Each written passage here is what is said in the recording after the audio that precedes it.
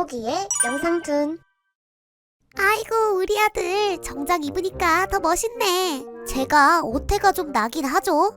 아, 엄마, 저 첫 월급 타서 이거 용돈이에요. 엄마가 우리 그동안 홀로 고생하면서 키워주셨잖아요. 어머, 우리 아들 뭘 이런 걸 다 주고 그래. 하여튼 내가 아들 하나 잘 낳았다니까. 에이, 뭘 이런 걸 가지고 감동하고 그래요. 아참, 엄마, 내가 저번에 여자친구 있다고 말씀드렸었죠? 나 이제 취직도 했는데 이번 연도에 결혼하려고요. 엄마, 결혼자금 조금만 지원해 주실 수 있죠? 아이고, 내가 네 오빠 때문에 못 산다, 못 살아. 내가 지를 얼마나 고생해서 키웠는데 취직하니까 홀라당 여자한테 빠져서 결혼한다고 하질 않나. 결혼자금까지 달라고 하질 않나. 대체 내가 언제까지 너네 뒤치다거리만 해야 하냐. 아이고, 불쌍한 내 인생. 안녕하세요. 저는 25살 김콕이라고 합니다. 저희 아빠는 제가 어렸을 때 돌아가셔서 엄마 홀로 저와 오빠를 키우셨는데요. 혼자 고생하신 엄마께 항상 미안하고 고마운 마음이었고, 그러다 보니 대학교도 학자금 대출로, 용돈은 알바로 제가 벌어서 엄마의 지원 없이 제 힘으로만 다녔습니다. 하지만 이런 저와 달리 오빠는 엄마가 등록금도 다 내주시고 알바 한 번 안 하고 용돈을 받으며 다녔죠. 그렇게 엄마의 기대와 지원을 한몸에 받던 오빠는 취직을 하자마자 결혼을 하겠다고 하더라고요. 오빠는 결국 엄마께 결혼 자금까지 지원받아 독립을 하게 되었고, 매달 10만원씩 드리던 용돈도 결혼을 한 후 끊어버렸습니다. 이런 오빠에게 엄마는 큰 배신감을 느꼈고, 그때부터 엄마는 저에게 많이 의지하셨습니다. 전 졸업하자마자 꽤 좋은 병원에 간호사로 취직하게 되었고, 엄마는 저보다 더 기뻐하시더라고요. 그때까지만 해도 전 앞으로 저와 엄마의 앞날이 꽃길만 가득할 거라고 굳게 믿고 있었는데요. 그런데 우리 딸 오늘도 일 잘하고 왔어? 네, 엄마. 근데 엄마, 이 시간에 웬일로 집에 있으세요? 오늘 식당 문 닫는 날이에요? 아, 그게 사실 나 어제부로 일 그만뒀어. 너 이제 병원에 취직했으니까 난 안 해도 되잖아. 엄마도 널 위해서 오래 일했는데 이제 좀 쉬어도 되지?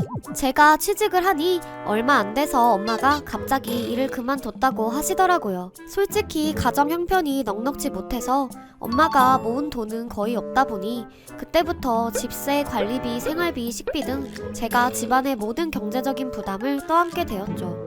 갑작스럽긴 했지만 그동안 저희를 위해 오랫동안 일한 엄마도 휴식이 필요하니 차라리 잘 되었다고 생각했습니다. 그런데 엄마, 웬 꽃이에요? 이 꽃 엄마가 사오신 거예요? 아, 이거 내가 꽃꽂이 수업에서 직접 만든 거야. 어때? 예쁘지? 꽃꽂이 수업이요? 그래, 내가 평생 널 위해서 일만 하느라 이런 거 배워보지도 못하고 얼마나 억울했는데. 엄마 다음 주부터는 가죽 공방도 등록해놨어.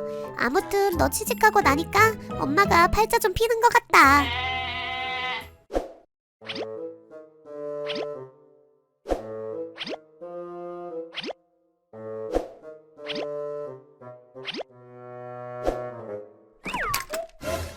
엄마, 그게 다 뭐예요? 뭐긴 뭐야. 오늘 옷이랑 신발이랑 화장품 쇼핑 좀 했어.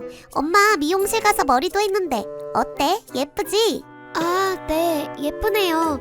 근데 엄마, 죄송한데 이번 달은 카드 좀만 아껴 쓰면 안 될까요? 나 학자금 대출도 갚아야 되고 이번 달은 식비랑 생활비가 생각보다 좀 많이 나와서. 엄마가 그동안 널 위해서 일만 하느라 미용실 한 번 못 가고 화장품이고 옷이고 뭐고 제대로 꾸며본 적 있기나 하니? 엄마가 그동안 얼마나 고생했는데 겨우 이 정도도 못 해주는 거야? 이제 나도 보상 좀 받아도 되지 않니? 엄마는 생활비를 제외하고 순수 용돈으로만 한 달에 평균 100만 원을 넘게 쓰셨습니다. 엄마도 그동안 일만 하면서 사셨으니 처음엔 그럴 수 있다고 생각했죠. 하지만 이미 생활비만 해도 모두 제 월급으로 내고 있는 상황에서 공방 등록, 옷, 신발, 화장품, 미용실, 외식 등 엄마 개인적으로 쓰는 돈이 계속 늘어나니 저도 점점 감당하기가 힘들어지더라고요. 코기야, 너 괜찮아? 안색이 너무 안 좋아 보여. 맨날 나이트번 근무 서고 야근 많이 해도 쌩쌩하던 애가 갑자기 무슨 일이야?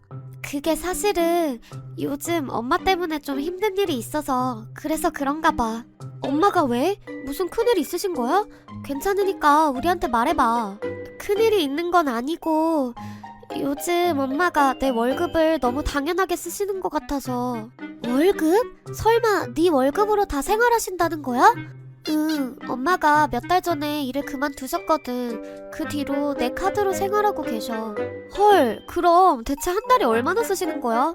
개인 용돈만 해도 100만 원이 넘게 나가. 게다가 생활비까지 전부 다 내가 내고 있어서 사실상 남는 돈이 거의 없어. 아무리 그래도 그건 좀 아니지 않아? 콕이 너도 너만의 미래가 있는 건데 이건 어머님이 좀 심하신 것 같아. 맞아, 콕이야. 혼자 속으로 끙끙 앓지 말고 어머니한테 한번 진지하게 말해봐. 친구들의 말처럼 제 미래를 준비해야 한다는 걸 알면서도 전 지금까지 고생해서 키워주신 엄마를 외면하기엔 죄책감이 들었습니다.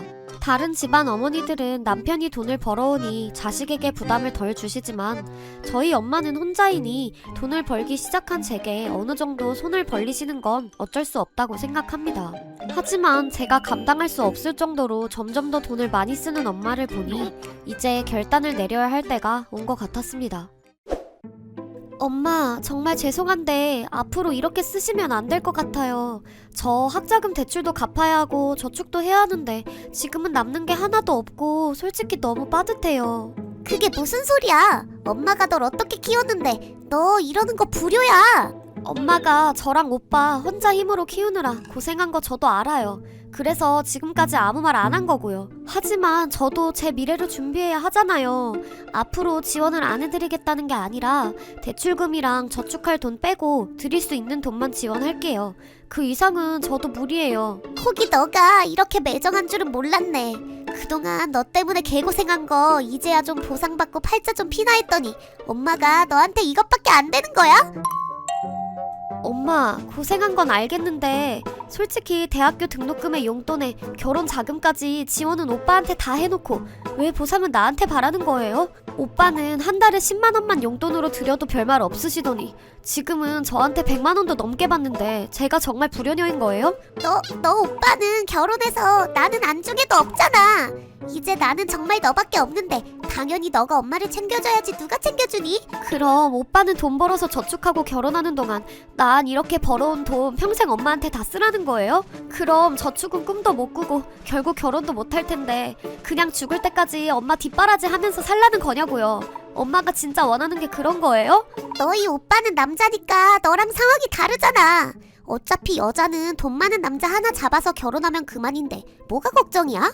내가 그동안 널 먹여주고 키워줬는데 너한테 이 정도도 못 바라는 거야? 나도 이제 호강 좀 해보자고 제발. 엄마께 진심으로 말하면 분명 이해해 주실 거라 생각했는데 엄마에게 제 미래는 안중에도 없었습니다. 저는 엄마에게 그저 오빠를 대신하는 ATM 뿐이었다는 걸 알게 되니 더 이상은 이렇게 살아서는 안 되겠다고 마음먹게 되었죠. 엄마, 이제부터 한 달에 개인 용돈은 딱 20만 원만 드릴게요. 그렇게 아세요. 뭐? 너 지금 제정신이야? 그럼 엄마는 앞으로 어떻게 살라는 거야? 생활비는 어차피 제가 다 내고 있는데 왜 못 살아요? 진짜 제정신이 아닌 게 누군지 잘 생각해 보세요. 이게 제가 드릴 수 있는 최대한이니까 앞으로 아껴 쓰시든 일을 하시든 알아서 하세요. 엄마는 처음에는 울고불고 난리를 쳤지만 제가 강경하게 나오니 결국 순응하시더라고요. 그날 엄마의 본심을 알게 되니 오히려 그동안 갖고 있던 죄책감이 사라졌고 제 미래를 위해서는 마음을 좀 더 독하게 먹어야겠다고 결론을 내렸습니다. 그리고 결국 악착같이 돈을 모아 지금은 독립해서 혼자 살고 있고 엄마께는 자식으로서 최소한의 도리만 하고 왕래도 거의 하고 있지 않습니다. 지금까지 엄마에게 저는 딸이 아닌 그저 보험이었다는 게 너무 씁쓸하지만 결과적으로 진짜 본인을 위하는 자식을 잃은 건 엄마이니 그걸로 되었다고 생각합니다. 앞으로는 제 미래에 더 행복한 일만 가득하길 함께 응원해주세요. 구라 오빠, 우리 엄마가 일 때문에 차가 좀 필요해서 구입하려고 하는데 나는 잘 몰라서 오빠한테 전화했어. 3년 정도 탈 중고차 한 대만 알아봐 줄 수 있을까? 그럼 당연하지. 내 운전 경력이 몇 년인데 이런 건 또 내가 전문이지. 내가 한번 알아봐 줄게. 안녕하세요. 저는 평범한 20대 여자 김콕이라고 합니다. 저희 엄마는 하는 일이 있으신데 평소에 차가 없어 불편한 점이 많아 이번 기회에 작은 중고차를 한 대 구입하려고 하는데요. 그런데 전 차에 대해 잘 모르다 보니 큰 이모네 집에 운전을 오래 한 사촌 오빠가 한 명 있어서 중고차 한 대만 알아봐 달라고 부탁을 하게 되었습니다. 코기야, 근데 내가 생각해봤는데 중고차는 잘못 사면 수리비도 많이 들어가고 차는 제대로 타지도 못하는데 고치느라 고생만 해. 그러니까 어차피 살 바에는 새 차를 사서 3년 정도 탄 뒤에 이모 일을 그만두게 되면 그때 중고로 파는 게 더 나을 것 같아. 아, 그런가? 근데 내 주변에는 중고차도 잘만 타고 다니던데. 엄마도 새 차는 조금 부담스러워 하셔서 잘 알아보면 중고차도 괜찮지 않을까? 야, 너는 운전도 안 해본 애가 뭘 안다고 그러냐? 나중에 고생하기 싫으면 오빠가 하는 말 듣는 게 좋을 거다. 만약에 새 차 살 거면 내가 계약부터 등록까지 이모 다 도와드릴게. 나만 믿어. 오빠는 차라리 새 차를 사라고 계속 권하길래 엄마도 고민 끝에 결국 새 차를 구입하기로 하셨습니다. 엄마는 오빠와 둘이 대리점에 같이 가서 새 차를 계약했고 바로 받을 수 있는 게 아니고 한동안 기다려야 된다 해서 현재 기다리고 있는 중입니다.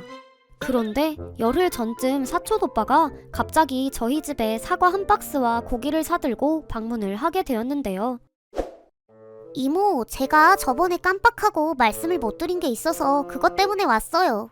아이고, 고맙다 구라야. 그래, 뭐 차랑 관련된 거니?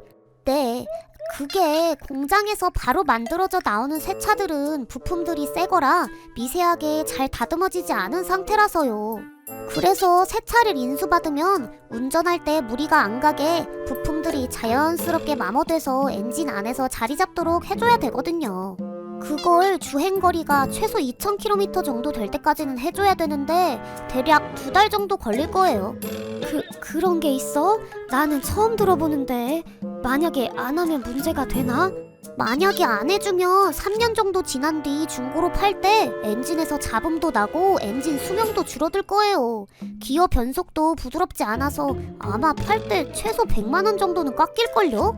이게 진짜 중요한 거라서 새 차 구입하면 주는 설명서에까지 그 내용이 나와 있고 자동차 제조사에서도 그렇게 권장해요. 운전 경력 많은 사람들은 대부분 다 그렇게 해서 타고 다니고 있다고요. 그래? 그럼 그건 어떻게 하는 건데? 이게 설명서에 나와 있기는 한데 그렇게 해주는 일이 생각보다 좀 복잡하고 많이 어려워요. 솔직히 이모 같은 초보자들은 절대 못하고 제가 마침 타고 있는 차도 없으니 제가 대신 해드릴게요. 이모가 너무 걱정돼서 도와드리고 싶어서요. 제가 책임지고 신경 써서 해드릴 수 있으니까 새 차 인수 받으면 저한테 곧바로 딱 2달 정도만 맡기시는 건 어떠세요? 제가 엄마하고 사촌 오빠가 하는 얘기를 옆에서 듣다 보니 자동차는 다른 사람한테 함부로 맡기면 안 된다는 말을 들은 적이 있어 그렇게 하는 건 아니란 생각이 들었습니다. 상식적으로도 자동차 회사에서 새 차를 넘겨받자마자 정작 차 주인은 앉아보지도 않고 곧바로 다른 사람한테 2달 정도를 맡기라는 게 말이 안 되더라고요. 엄마가 지금 이 자리에서 쉽게 결정할 문제는 아닌 것 같아서 제가 주변에 좀 알아볼게요. 코기야, 넌 운전도 한 번도 안 해보고 차도 사본 적도 없으면서 네가 어떻게 알아보냐? 처음 사는 이모 차가 잘못되면 안 되지 않겠어? 내가 운전 경력이 몇 년인데 내 말이 정확하니까 굳이 다른 데서 알아보지 않아도 돼. 오빠 운전 경력도 길고 차에 대한 지식도 많은 거 나도 당연히 알지. 근데 새 차를 다른 사람에게 빌려주는 건 지금 쉽게 결정할 문제는 아닌 것 같아서 한 말이니까 기분 나빠하지 마. 어차피 딴 데 물어봐도 다 잘 모를걸? 내 말대로 하면 아무 손해 안 보고 차값도 조금 더 받을 수 있는데 왜 일을 어렵게 만들려고 하는지 도저히 모르겠다. 사촌 오빠는 제가 반대를 해서 기분이 나빴는지 더 이상 차 얘기는 안 하고 얼마 지나지 않아 가더라고요. 엄마, 새 차를 아예 빌려주는 건데 아무리 사촌이라고 해도 그건 아닌 것 같아요. 제가 제 나름대로 알아보고 주변에도 물어볼 테니까 차는 맡기지 않는 게 좋을 것 같아요. 그래, 차가 안 좋아진다는 말에 겁먹어서 이걸 맡겨야 하나 했는데 아무리 생각해도 나도 그건 아닌 것 같아. 그럼 우리끼리 해결하는 걸로 하자. 그렇게 저와 엄마는 오빠한테 차를 맡기지 않은 걸로 결정을 내리게 되었습니다. 그런데 아, 이모, 혹시 아까 제가 한 말 생각 좀 해보셨어요? 제가 신경 써서 차 관리 진짜 잘해드릴게요. 그날 저녁 오빠가 저희 엄마한테 전화를 걸어서 또다시 엄마를 설득하려 하길래 제가 엄마의 전화를 대신 받아버렸는데요. 오빠, 엄마는 차가 안 팔리거나 손해를 봐도 상관없고 괜찮으니까 오빠한테 차는 안 맡기기로 그렇게 결정하셨어. 너는 나중에 차도 안 팔리거나 100만 원이 적은 돈도 아닌데 이모가 그렇게 손해보면 좋겠냐? 나는 걱정이 돼서 조금이라도 손해 안 보게 돕고 싶어서 그러는 거야. 조카가 이모를 돕는 게 당연한 거 아니야? 내가 다 알아서 도울 테니까 너는 모르면 나서지 말고 어떤 게 엄마를 위한 일이고 이득인지 다시 잘 생각해봐. 우리 걱정해주는 마음은 너무 고마운데 아무리 그래도 오빠한테 차는 맡길 수 없고 우리가 알아서 할 테니 더 이상 엄마 차에 신경 쓰지 않았으면 좋겠어. 야, 넌 차에 대해 잘 알지도 못하면서 왜 그렇게 고집만 세고 말을 안 듣는 거야? 네가 너무 답답하고 난 도저히 이해가 안 간다. 너 그럼 나중에 엄마 차가 안 팔리거나 손해보게 돼도 후회하지 마라. 난 분명 도와주려 했는데 네가 거절한 거다. 제가 차를 맡기지 않을 거라고 강경하게 얘기하니 오빠는 일방적으로 자기 말만 하고 전화를 끊어버리더라고요. 아무튼 그 일이 있고 혹시나 나중에 손해를 보게 될까 찝찝해서 새 차를 샀던 회사 동료들한테도 물어보게 되었죠. 네? 그런 말을 했다고요? 전 그런 얘기 처음 들어봐요. 아마 신차 길들이기 말하는 것 같은데 그거 안 했다고 나중에 100만 원이 깎인다거나 차가 상한다거나 그런 건 완전 헛소리죠. 저도 10년 넘게 운전하고 주변에 다 새 차 뽑아 운전하는데 그런 말은 처음 들어요. 혹시 그 사촌 오빠라는 분 그냥 본인이 새 차 타고 싶어서 그러는 거 아니에요? 역시 제 의심대로 오빠의 말은 헛소리였고 오빠가 가족을 상대로 사기를 치려고 한 것 같아 정말 기분이 나빴습니다. 그런데 이틀 정도 뒤에 오빠한테 깨똑이 하나 오더라고요. 코기야, 저번에는 내가 조금 흥분해서 미안해. 근데 엄마를 위해 생각 좀 해봤어? 오빠, 생각은 이미 오래전에 다 끝났어. 오빠 지금 새 차 타고 싶어서 이러는 거 다 알거든? 이제 제발 그만해. 그게 무슨 소리야? 차도 안 타본 애가 뭘 안다고 내 진심을 그런 식으로 몰아가? 너 계속 고집 부리면 나중에 중고차 팔 때 손해봐도 딴 말하기 없기다. 중고차로 안 팔 거고 내가 탈 거니까 더 이상 신경 쓰지 마. 우리 엄마 차고 우리 가족 일이니까 이제 제발 신경 끄고 앞으로 차 얘기는 안 했으면 좋겠다. 뭐? 네가 탄다고? 운전면허도 없는 애가 뭘 네가 타? 이모가 타면 딱 봐도 나중에 돈 얼마 받지도 못할 텐데 내가 가격 후하게 쳐줄 테니까 나한테 팔아. 아, 진짜 말이 하나도 안 통하는구나. 나랑 엄마만 있다고 오빠가 이렇게 우리 가족을 무시하고 우습게 볼 줄은 몰랐어. 이번 기회에 오빠 생각 아주 잘 알았으니까 다시는 나랑 엄마한테 연락하지 마. 전 바로 사촌 오빠를 차단해 버렸고 엄마한테도 앞으로 오빠의 연락은 받지 말라고 말씀을 드렸습니다. 가족을 상대로 거짓말하고 사기치는 오빠에게 너무 실망스럽고 한편으로는 씁쓸하더라고요. 사람의 약한 마음을 이용해서 사기치는 사촌 오빠 같은 사람들이 더 이상 없었으면 좋겠네요. 이거 꿈 아니지? 진짜지? 통장에 3천만 원이 찍히다니. 우리 콕이 잠도 얼마 못 자면서 아르바이트 열심히 하더니 벌써 이렇게나 많이 모았구나. 우리 콕이 진짜 대견해. 안녕하세요. 저는 22살 대학생 김콕이라고 합니다. 저는 16살 때 부모님께서 이혼하시고 그때부터 언니와 둘이 자취를 하게 되었는데요. 비만 오면 물이 새고 낮밤 안 가리고 시도 때도 없이 바퀴벌레가 나오는 원룸에서 살았고 보일러가 고장나 드라이기로 몸을 녹여가며 반드시 번듯한 내 집을 장만하겠노라 매일매일 다짐하며 살았습니다.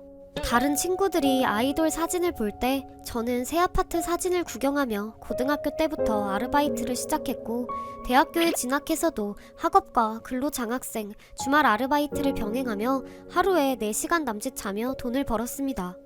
방학 때는 공장 2교대 알바를 하며 정말 누구보다 열심히 돈을 모았고 현재 생활비로 쓴 돈을 제외하고 3천만 원이라는 제게는 너무나도 큰 돈이 모였습니다. 사회생활 하시는 분들께는 그리 큰 돈이 아닐 수도 있겠지만 저는 적금 통장에 찍혀있는 돈의 앞자리 숫자가 바뀔 때마다 얼마나 울었는지 모르겠습니다. 그런데 지난달 외가 쪽 사촌 오빠가 반찬을 가져다 준다고 저희 집에 잠시 들른 날부터 문제가 생기기 시작했는데요.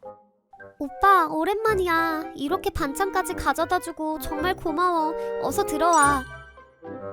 오빠, 주스랑 커피 중에 뭐 마실래? 난 따뜻한 커피 한 잔 부탁해.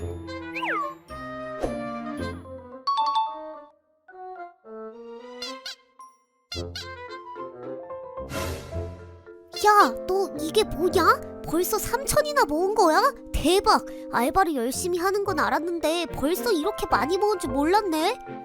통장이 거기 있었구나. 이거 내가 잠도 줄여가면서 열심히 모은 거야. 와, 대박이다 정말. 호기야, 너 오빠가 사업하는 거 알고 있지? 이번에 내가 서울에서 사업을 좀 크게 하는데 이거 3천만 원만 빌려주면 내가 3년 안에 최소 2배는 더 불릴 수 있거든. 야, 이거 아무한테나 말하는 거 아니다. 가족이니까 이렇게 특별히 말하는 거야.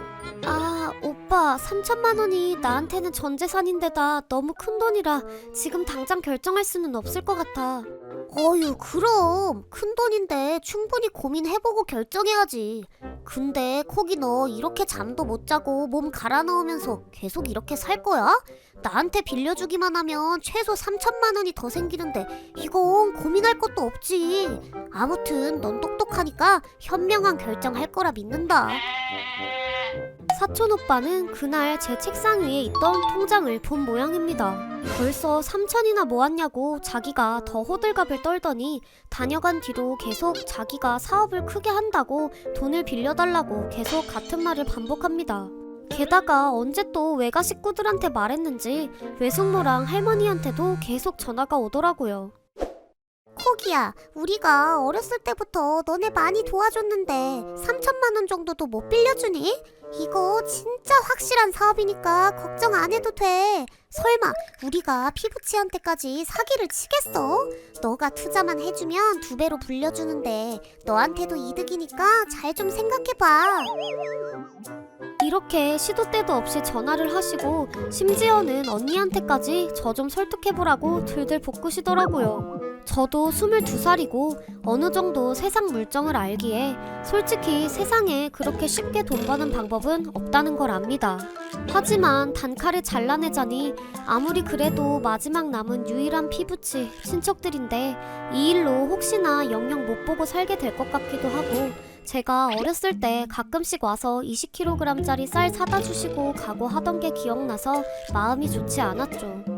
정말 냉정하게 생각하면 훤히 속내가 보이는데도 몇 안 남은 가족이라는 생각에 꾹 참고 붙들고 있었습니다. 하지만 며칠 후 할머니의 전화에 저도 결국 폭발해버리고 말았는데요. 코기야, 그때 보낸 반찬은 아직 남았냐? 뭐지? 돈 빌려달라고 하는 건 드디어 포기하신 건가? 네, 할머니. 아직 좀 남았어요. 근데 오빠 돈 빌려주는 거는 다시 생각해봤냐?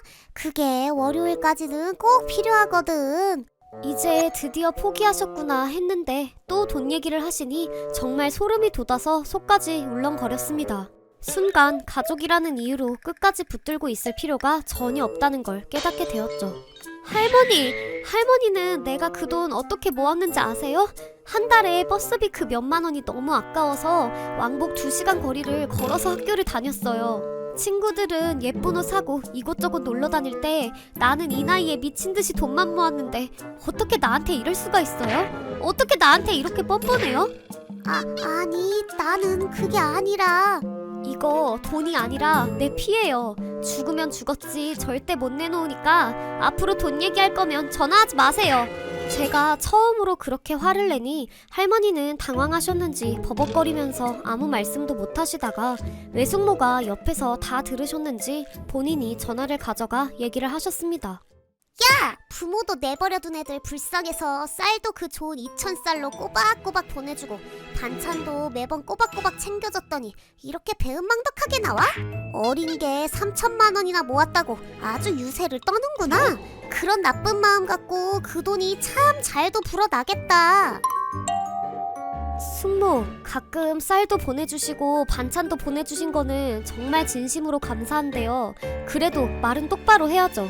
자취 시작하고 6년 동안 쌀은 5번 보내주신 게 전부고 반찬도 반년에 한 번 걸로 갖다 주셨는데 누가 들으면 맨날 보내주신지 알겠어요. 이게 지금 뭐라는 거야? 이래서 부모 없는 애들은 아주 은혜도 모르고 이기적이라니까.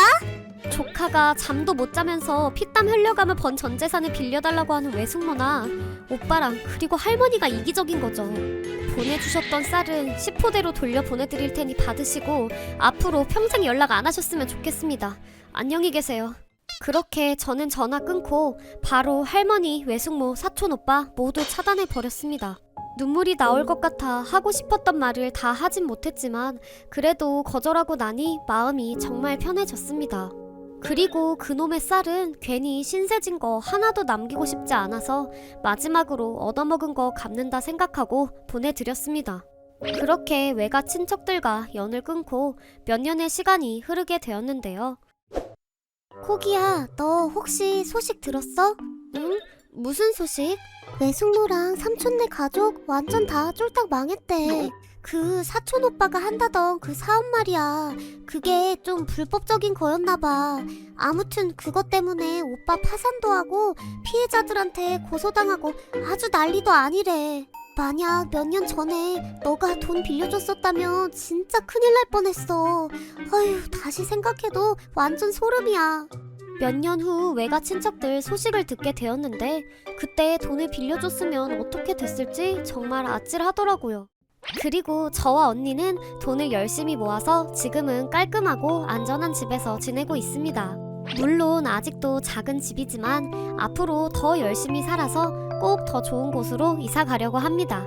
앞으로 저와 언니의 앞날에 좋은 일만 가득하길 응원해주세요.